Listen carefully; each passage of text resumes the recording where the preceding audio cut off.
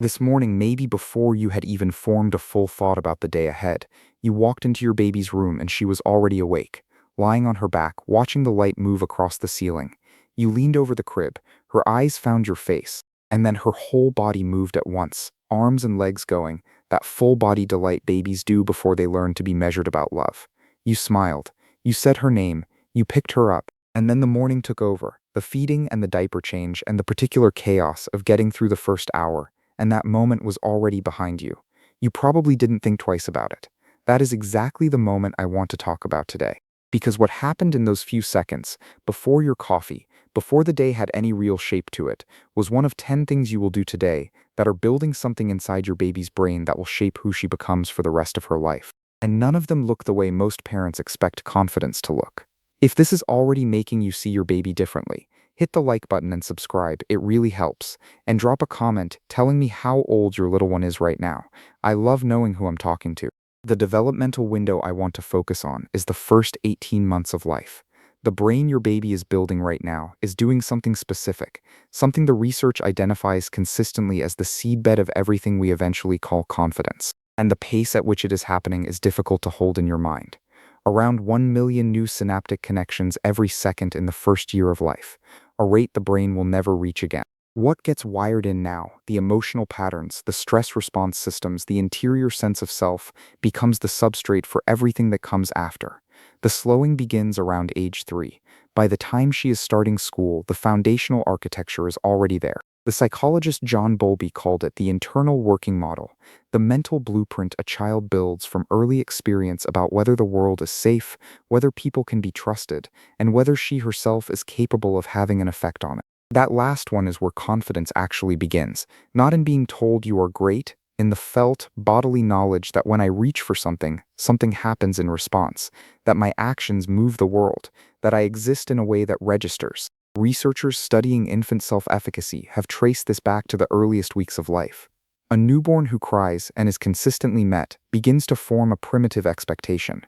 My signal produces a response. That expectation, repeated thousands of times across the first months, becomes something neurological, a groove worn into the circuitry of the brain.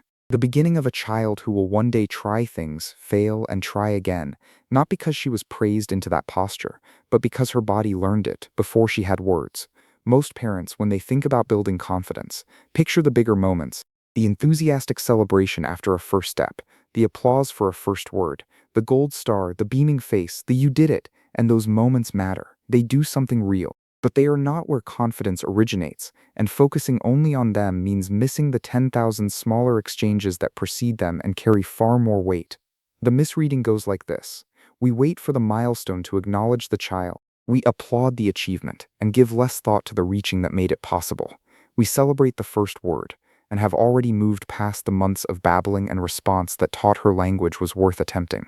We cheer the first step and have half forgotten the daily accumulation of being carried, held, met, and answered that gave her legs somewhere worth walking toward. The consequence of this misreading is not loud. Babies are resilient. They adapt. When the ordinary moments go unreturned, they find other ways to reach. But adaptation, when what a baby needed was a response, is not neutral. The baby who reaches and finds distraction, or silence, or a face turned somewhere else, learns something from that too. Not all at once. Not from any single missed moment. Across repetition, across pattern, across the slow accumulation of days, she learns to calibrate her expectations. She learns how far to reach. And that calibration, set in the first 18 months of life, becomes the internal thermostat she will carry into every room she ever walks into. No parent does this with any intent. You do it because no one told you what those ordinary moments were. You were handed developmental charts and pediatric checklists. You were told when to introduce solids, when to expect first words, when the soft spot on her skull would close. No one sat with you and said, every time she looks at you and you look back, you are teaching her brain what it feels like to matter. Every time you respond to her babble, you are building a nervous system that will one day take risks. Every time you come when she calls, you are writing the earliest draft of her belief in herself. So today, we are going to go through all 10 of them, the things you are already doing, or nearly doing, or doing on your better days, that are adding to that architecture one ordinary moment at a time. We start with the one that happens before most parents have finished their first cup of coffee. And it is the most foundational of all 10. The mechanism underneath all 10 of these is a concept studied at Harvard's Center on the Developing Child called serve and return. Your baby sends a signal, a sound, a look, a reach, a cry. You respond. In that exchange, neurons in her brain fire and connect. The pathways governing emotional regulation, social intelligence, and the interior sense of self are built in these back-and-forth moments, not in any single grand gesture. When the serve is returned consistently, her developing brain registers something below language, below conscious thought. The world responds to me. I have an effect. I am worth answering. That last belief is the earliest form of confidence a human being can carry, and it is assembled from the 10 things we are about to walk through now. The first is the morning greeting. Before the feeding, before anything functional happens, you look at her and your face opens. You say her name with warmth. Research on gaze synchrony shows that when a caregiver and baby lock eyes, the baby's heart rate slows and cortisol drops within seconds. Her nervous system borrows regulation from yours. Beginning the day that way writes a pattern. The world starts with someone glad I'm here. The second is answering her babble. When she makes a sound and you make one back, she learns that her voice has power. Language researchers call this contingent responsiveness. The babies whose sounds are consistently answered develop larger vocabularies and stronger communication confidence, not because of the words exchanged, but because of the turn-taking itself. The third is following her gaze. When she looks at something and you look too, you are practicing joint attention, one of the most significant cognitive developments of the first year. You are also telling her, what interests you is worth my attention. That is not a small message for a brain still deciding whether it matters. The fourth is lifting her when she reaches up. The raised arms are a bid. Answering that bid consistently teaches her that her signals work, that she can move the people around her with intention. That is the bodily root of agency. The fifth is naming what she feels. When she is frustrated, and you say, "You're working so hard at that," you are giving her brain a label for an internal state. Over time, named emotions become manageable ones. The child who grows up with words for her feelings is measurably more able to regulate them. The sixth is pausing before you step in.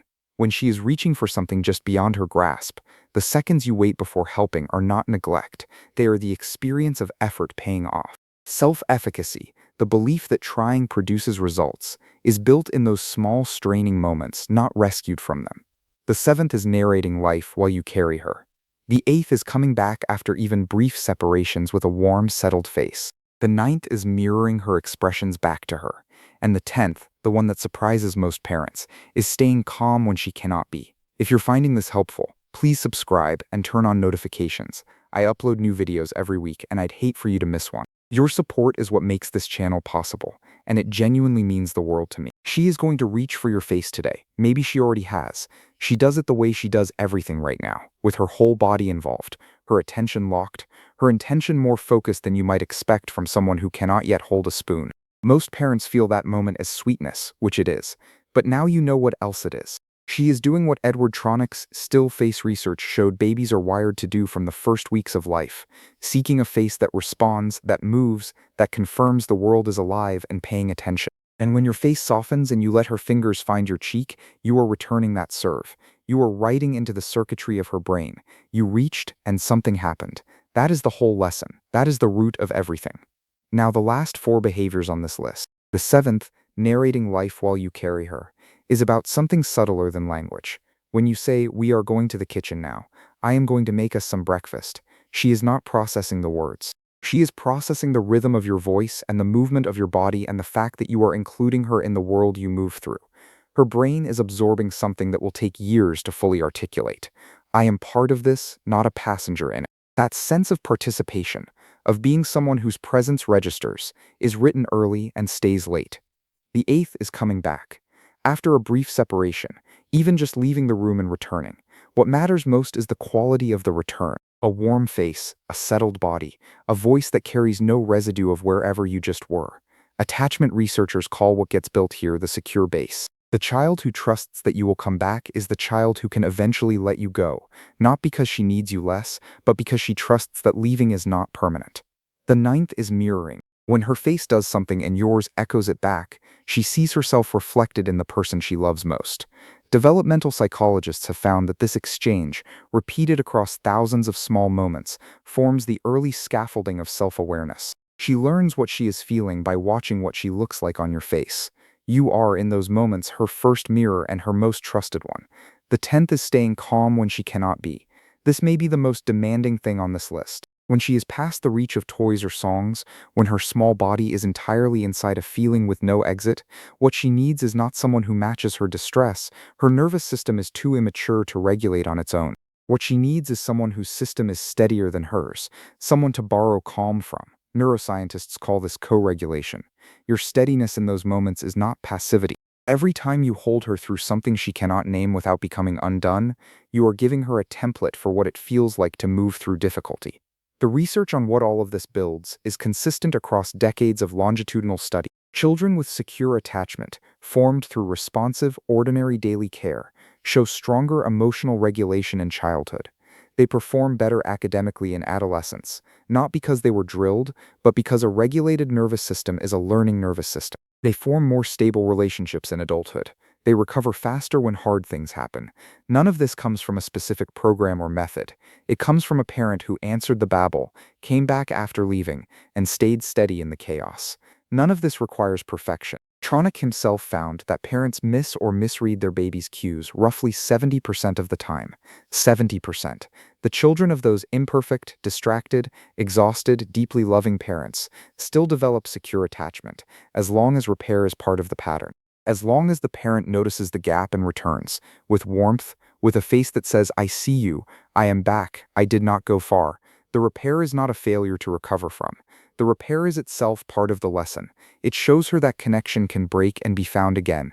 Go back to this morning. The crib, the ceiling light, the full body welcome when she saw your face. You were not doing anything extraordinary. You were just there, and you let her see that you were glad to be. And in her brain, in the electrical activity of a nervous system too young for words, something was added to who she is becoming. That is what this is.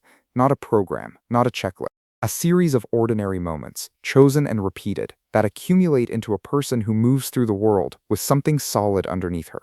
You already know how to do this. You have been doing it. The science does not ask you to become someone different. It asks you to see what you were already offering, and to understand what it means. She will not remember any of it consciously. Not the morning greetings, or the answered babbles, or the times you held her through something she had no name for.